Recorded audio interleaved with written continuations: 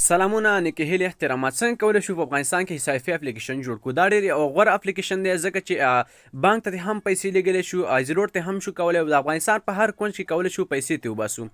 د افغانستان هر یو ولایت کې خپلې نمایندګانې خپل دفترونه شته دی چې پیسې ترې واخلئ او داخل یې ورته کوي.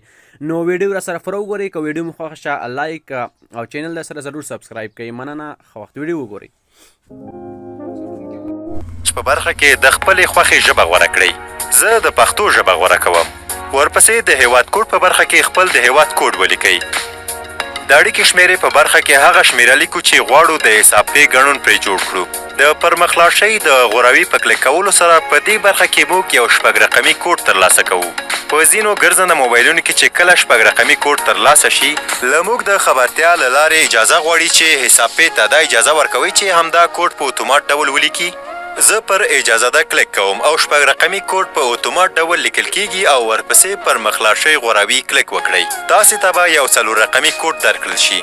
دا کوډ د معاملو د تایید لپاره دی. په یاد ولرئ چې نوموړی کوډ ورک نه کړئ، له خپل ځان سره یې یاداشت کړئ. همدا کوډ به تاسې ته د لنډ لیکلي پیغام له لارې هم در ولیږل شي. له هماغه ځای څخه یې هم کاپي کولی شئ. اوس نو د پرمخلاړشۍ پر غوروي کلیک وکړئ. په دې برخه کې زموږ د ګڼون یا د حساب د تایید لپاره یې له موږ غوښتي دي چې له خپلې اصلي پیژندپاڼې څخه انځور واخلو. د سند ډول په برخه کې موږ کولی شو درې ډوله سند وکاروو تر څو خپل ګڼون یا حساب پرې تایید کړو. یو ډول یې برېښنایي پیژندپاڼه ده، بل یې پاسپورت او وروستی هغه یې کاغذي پیژندپاڼه ده. زه دلته برېښنایي پیژندپاڼه غوره کوم. دلته لیکل شوي دي چې په مهربانۍ سره مخ پر وړاندې تلو لپاره د خپلې پیژندپاڼې له شا څخه انځور واخلئ. نو خپله برېښنایي پیژندپاڼه راواخلئ او د سکن کړئ پر مخ کلیک وکړئ او د انځور اندازه د پیژندپاڼې له اندازې سره سمه برابره کړئ. وروسته له هغې د ښي طرف په پاسنۍ برخه کې په ټک مارک کلیک وکړئ. ستاسې پیژندپاڼه په سیستم کې ثبتیږي.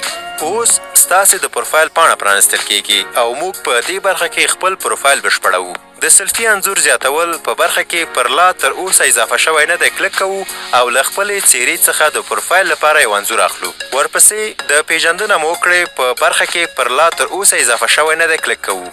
د خپلې پیژندپاڼې له مخ څخه انځور اخلو. د انځور اندازه د پیژندپاڼې له اندازې سره سمه برابروو. وروسته له هغې د ښي طرف په پاسنۍ برخه کې په ټک مارک کلیک کوو او انځور به مو اضافه شي. د نوم، کورني نوم په برخو کې سیستم په اتومات ډول له پیژندپاڼې څخه معلومات سکن کړي دي.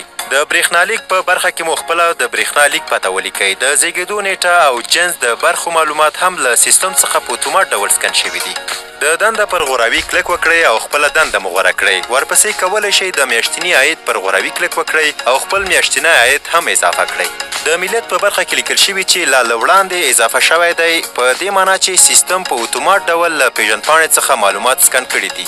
د کور موقعیت په برخه کې پر لا تر اوسه اضافه شوی نه دی کلیک او د خپل کور پته پکې اضافه کړئ. اوس د خپلو معلوماتو د ثبت لپاره د پرمخلاړشۍ پر غوروي کلیک وکړئ.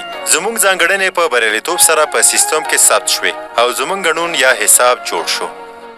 ستاسې پروفایل به زموږ د ټیم د یوه کارکوونکي له لورې د 4 ساعتونو په لړ کې بیا وکتل شي. یو ځل چې پروفایل تایید شي، تاسو کولی شئ چې خپلې لیږدونې پیل کړئ.